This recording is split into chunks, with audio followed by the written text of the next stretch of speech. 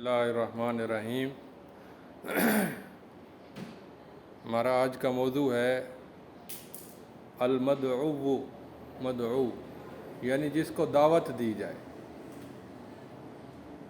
जिसको दावत दी जाए। जिसको दावत दी जाए वो दो हैं, काफिरों को दावत और मुसलमानों को दावत। काफिरों को इसलिए दावत देनी है क्योंकि इस्लाम पूरी दुनिया के लिए है। जैसा कि अल्लाह ताला ने फरमाया, वमा अरसलनाका इल्ला काफ़तन लिन्नासि बशीरन व नज़ीरा, कि नबी सल्लल्लाहु अलैहि वसल्लम की बेइज्जत पूरी दुनिया के लिए है। तो तमाम काफिरों को भी दावत देनी है और मुसलमानों को आपस में भी दावत देनी है। तबारकल्लज़ी नज़्ज़लल फ़ुरक़ान अला अब्दिही लियकूना लिलआलमीन नज़ीरा। तो अभी हम आज के दिन जो गुफ्तगू करेंगे वो है कि काफिरों को कैसे दावत देनी है, काफिरों को कैसे दावत देनी है। तो काफिरों को दावत देने से पहले ये समझना ज़रूरी है कि काफिरों की अक़साम हैं। इस वक्त बहुत सारे ऐसे काफिर भी पैदा हो गए हैं जो नबी सल्लल्लाहु अलैहि वसल्लम के दौर में नहीं थे। आपके दौर में जो काफिर थे वो यहूदी थे, ईसाई थे, मुशरिक बुत परस्त थे, हिंदू थे, ये काफिर थे। लेकिन अब ऐसे काफिर पैदा हो गए हैं जो किसी मज़हब को नहीं मानते, जिसको मुल्हिद कहते हैं। मुल्हिदीन, दाहरिये, अल्लाह और शरीयतों और अंबिया और आखरत के मुनकर। नबी सल्लल्लाहु अलैहि वसल्लम के दौर में दाहरिये थे, लेकिन वो इक्का दुक्का थे। ऐसे पूरी पूरी हुकूमतें, पूरे पूरे मुल्क, बड़े बड़े मुआशरे ऐसे नहीं थे। तो इस वक्त हर मुल्क के अंदर मुल्हिदीन पैदा हो गए हैं। सबसे ज़्यादा तो यूरोप में, लेकिन उसके बाद मुसलमानों के मुल्कों में, अफ्रीका के मुल्कों में, एशिया के मुल्कों में, हिंदुओं के मुल्कों में, बुद्ध मत के मुल्कों में, हर मुल्क में मुल्हिदीन पैदा हो गए हैं जो शनाख्ती कार्ड में अपना नाम जब लिखवाते हैं तो किसी मज़हब की निशानदही नहीं करते कि हम किसी मज़हब से कोई ताल्लुक़ नहीं रखते। ये मुल्हिदीन है। दूसरी जो अक़साम है वो हैं काफिर असली, काफिर मुर्तद और काफिर मुनाफिक। ये शरीयत की इस्तिलाह में तीन काफिर हैं। काफिर असली जो ऐलान करता हो कि मैं काफिर हूँ, यानी मैं यहूदी हूँ, मैं ईसाई हूँ, मैं बुद्ध मत का हूँ। काफिर मुर्तद वो होता है कि जो इस्लाम से निकल कर कुफ्र में दाखिल हो जाए, उसे मुर्तद कहते हैं। बाज़ औक़ात मुर्तद इकरार करता है, हाँ मैं मुर्तद हूँ, मेरा इस्लाम से कोई ताल्लुक़ नहीं है, अब मैं ईसाई बन गया हूँ या अब मैं मुल्हिद बन गया हूँ। वो मुर्तद इकरार करता है। बाज़ औक़ात मुर्तद कहता है नहीं मैं मुसलमान हूँ, लेकिन उलमा कहते हैं नहीं ये मुर्तद हो गया है। तो ये मुर्तद की अक़साम है। और काफिर मुनाफिक वो होता है कि जो दिल में उसने छुपाया हुआ हो कि मैं काफिर हूँ और ऊपर से ज़ाहिर करे कि मैं इस्लाम हूँ, मुसलमान हूँ। ठीक है। तो मुनाफिक काफिर अकबर भी होता है और बाज़ औक़ात मुनाफिक जो है वो ख़ुद को मुसलमान कहता है, लेकिन वो मुसलमान होता नहीं है। बाज़ औक़ात वो दीन से दूर होता है और अमली तौर पर मुनाफिक होता है, वैसे वो मुसलमान होता है। ये किस्में हैं, ये आगे आएंगी, इनकी तफसील बताएंगे। इसके अलावा एक किस्म और भी है जो अब्दुर्रहमान अब्दुल खालिक ने नहीं बताई, वो ये है कि अहले किताब और गैर अहले किताब में फ़र्क है। अहले किताब यहूद व नसारा हैं, वो भी काफिर हैं, लेकिन हिंदू और बौद्ध मत ये लोग भी काफिर हैं। इन दोनों में फ़र्क है। अहले किताब से हम शादी कर सकते हैं, लेकिन हिंदुओं से शादी नहीं कर सकते। अहले किताब का ज़बीहा खा सकते हैं, लेकिन हिंदुओं का ज़बीहा हम नहीं खा सकते। तो ये था काफिरों की अक़साम। آگے ہے کہ کافروں کو جب دعوت دینی ہے تو ان کو دعوت کیسے دینی ہے.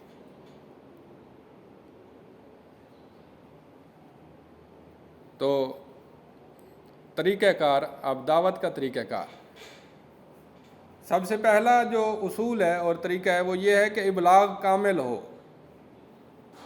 سب سے پہلا اصول یہ ہے کہ آپ نے جس چیز کی دعوت دینی ہے وہ دعوت اس انداز میں ہو کہ ان کو پوری بات سمجھ میں آ جائے، یعنی زبان ان کے موافق ہو، کیونکہ ہر نبی اپنی قوم کی زبان میں بات چیت کرتا ہے، اور زبان عام فہم ہو اور ان کے اشکالات کا جواب دیا جائے، اور اس طرح سے دعوت تبلیغ کی جائے کہ ان کا عذر ختم ہو جائے.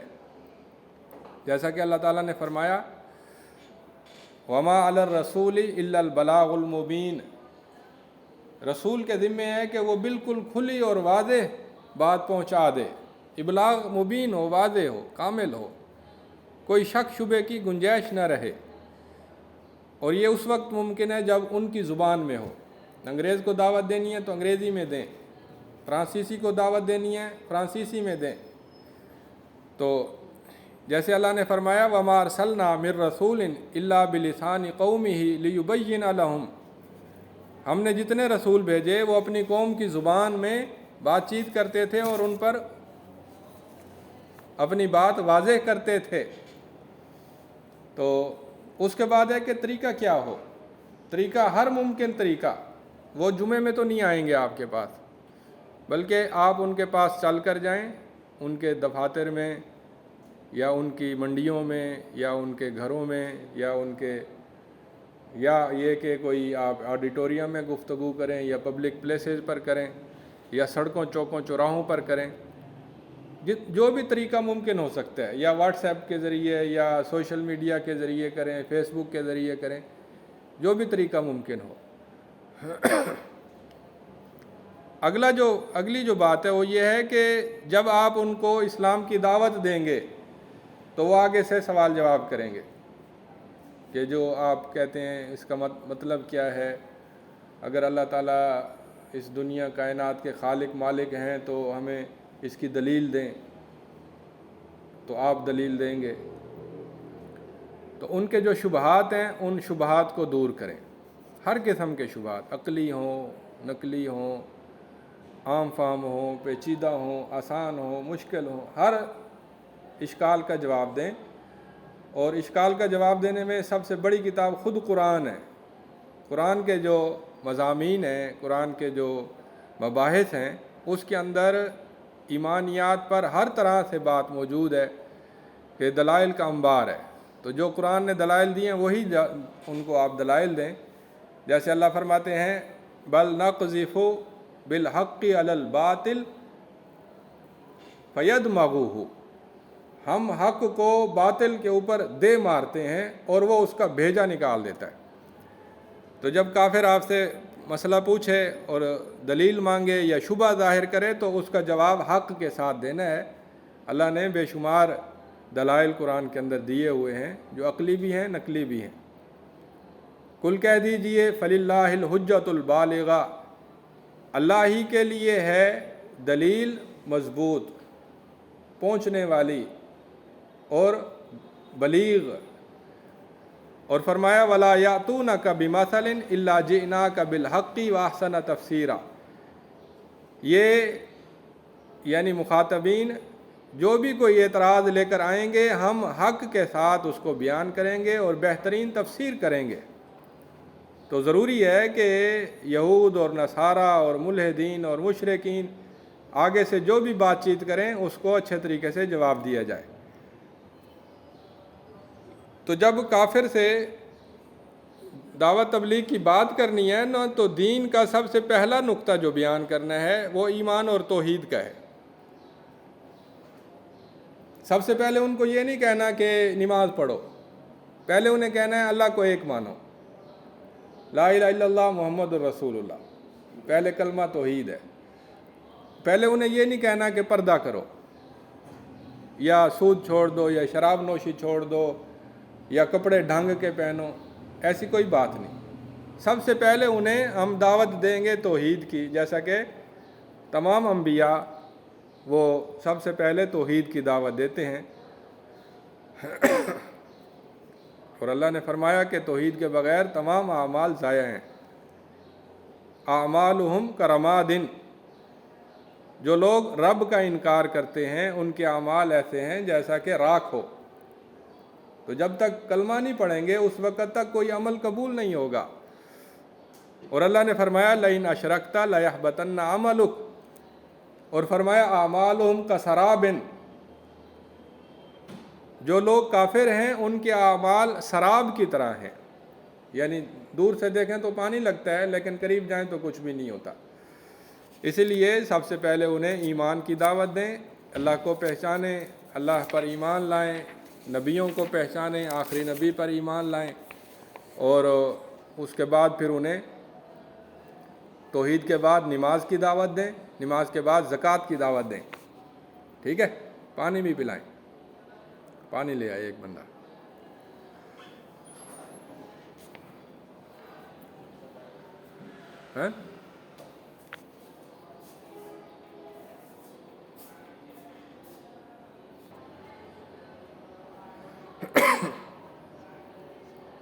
تو سب سے پہلے توحید اور ایمان کی دعوت، آخرت کی دعوت، نبی صلی اللہ علیہ وسلم پر ایمان لانے کی دعوت، اور پھر اس کے بعد ارکان اسلام کی دعوت، اور درجہ بدرجہ جیسے جیسے وقت گزرے گا وہ دین پورا سیکھتے جائیں گے۔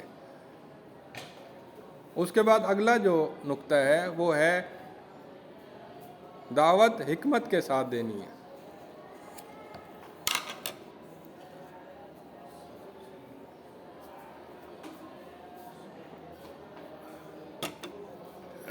دعوت حکمت کے ساتھ۔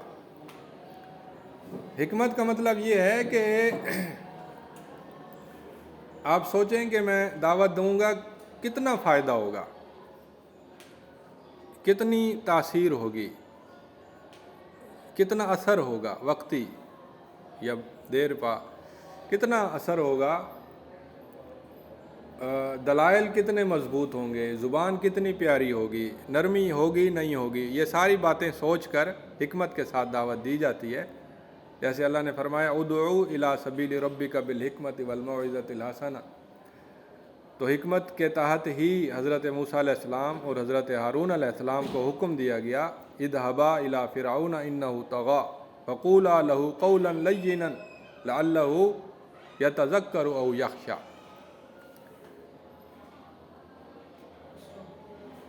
کھڑے ہو جائیں، ابھی آ رہے ہیں نا، ہاں کھڑے ہو جائیں۔ تو حکمت کے ساتھ دعوت دینی ہے۔ حکمت عقلی دلائل کو کہتے ہیں، دل نشین دلائل، مضبوط دلائل، طاقتور دلائل۔ اور حکمت کا مطلب یہ بھی ہے کہ جب آپ ان سے گفتگو کریں تو وقت مناسب ہو، زبان مناسب ہو، جگہ مناسب ہو، حالات مناسب ہوں، وہ پریشان نہ ہوں، وہ مصروف نہ ہوں، تو یہ حکمت ہے۔ نرم زبان سے بات کریں، سخت لہجے میں بات نہ کریں، یہ ساری چیزیں حکمت کہلاتی ہیں۔ اور موعظہ کا مطلب ہے کہ نرمی ہو، دل نشینی ہو، زبان اچھی ہو، یہ موعظہ ہے۔ ہمدردی ہو، خیر خواہی ہو، محبت ہو، یہ موعظۃ الحسن ہے۔ وجادلہم باللتی ہی احسن کا مطلب ہے کہ ان کے اعتراضات اور ان کے اشکالات کا جواب اچھے طریقے سے دیا جائے۔ اس کے بعد اگلا نقطہ ہے کہ اگر کافر زیادتی کریں، بعض کافر ہوں گے جو نرمی سے بات سنیں گے اور نرمی سے جواب دیں گے، قبول کریں نہ کریں لیکن نرمی سے وہ پیش آئیں گے۔ لیکن بعض کافر وہ ہوں گے جو خواہ مخواہ کی دشمنی کریں گے یا سختی کریں گے یا ظلم کریں گے، زیادتی کریں گے، تو اس کے مقابلے میں کیا کرنا ہے، یہ بھی دین اور دعوت کا ایک حصہ ہے کہ یہ سمجھنا چاہیے۔ بعض ایسے ہوتے ہیں کہ اگر آپ قوت میں ہیں تو آپ ان کو جواب دے سکتے ہیں، کہ خواہ مخواہ کی نرمی اور یا خواہ مخواہ کا ظلم برداشت کرنا یہ درست نہیں ہے۔ قرآن میں مکی صورتوں کے اندر آتا ہے والذین اذا اصابہم البغی ہم ینتصرون، کہ جب انہیں کوئی زیادتی کا نشانہ بنایا جاتا ہے تو وہ بدلہ لیتے ہیں، چپ نہیں کرتے۔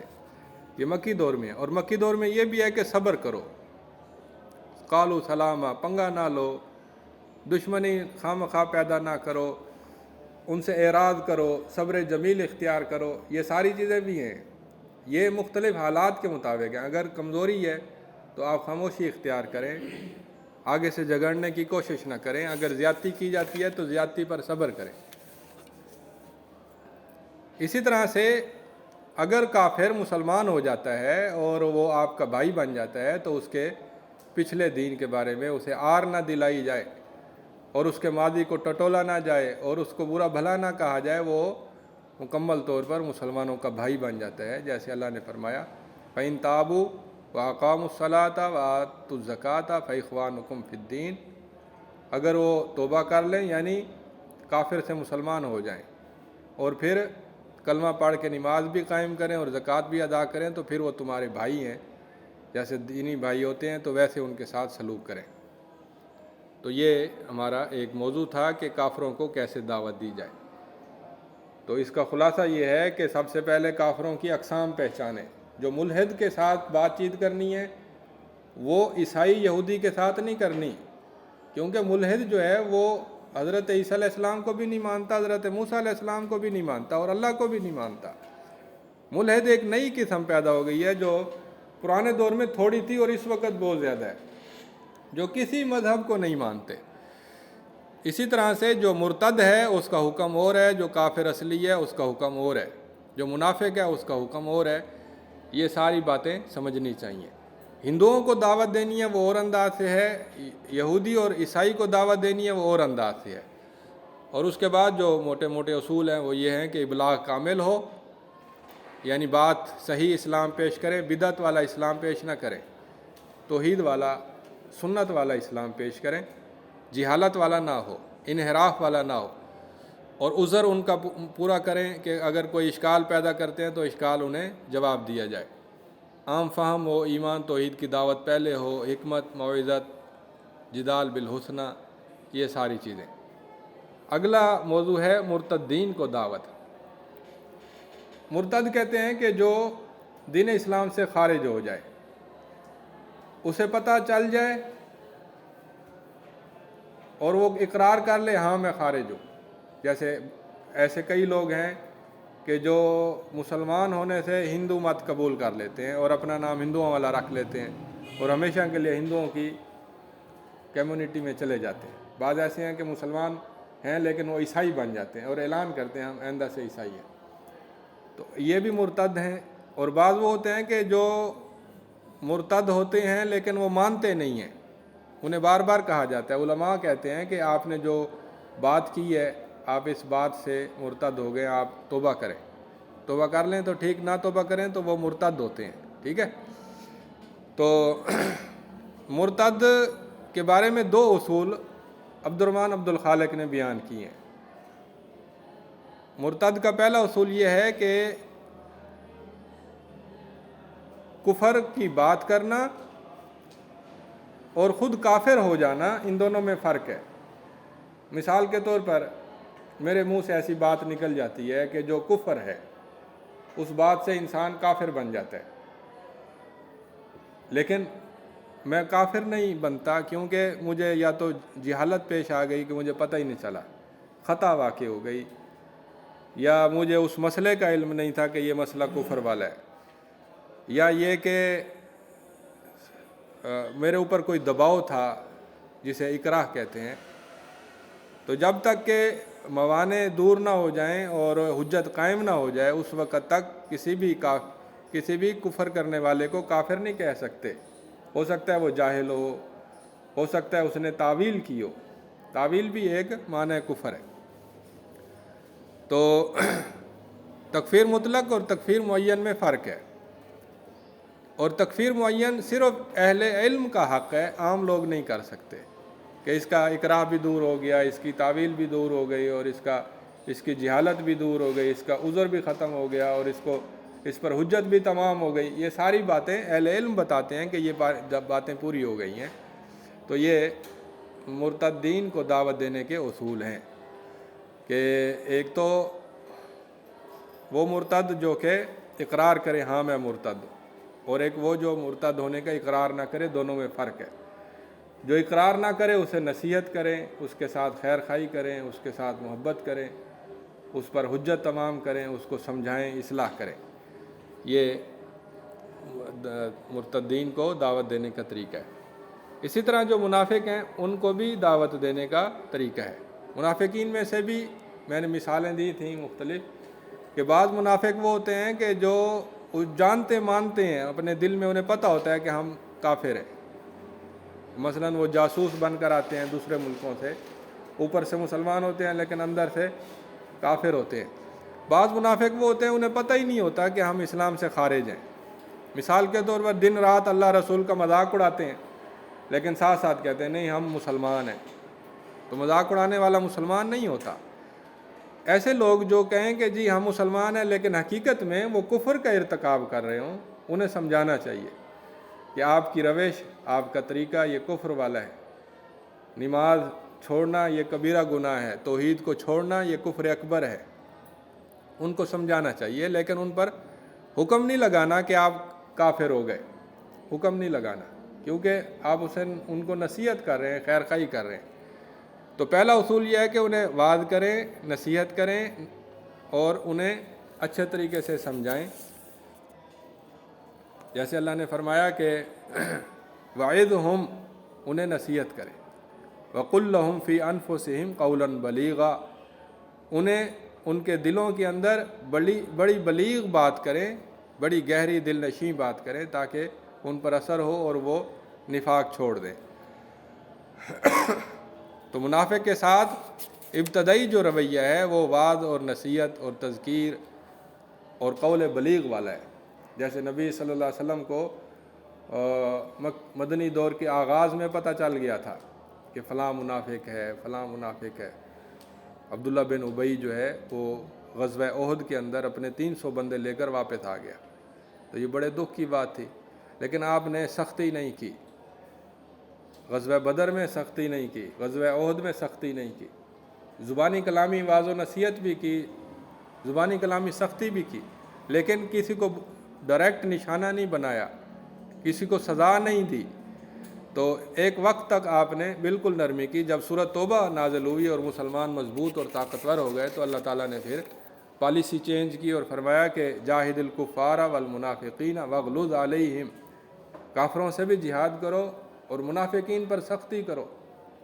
حتیٰ کہ آپ نے پھر ارادہ کر لیا کہ میں ان کی مسجد ڈھا دوں گا اور ان کو سزائیں بھی دوں گا، لیکن وہ سب کے سب پہلے سدھر گئے یا پھر فوت ہو گئے.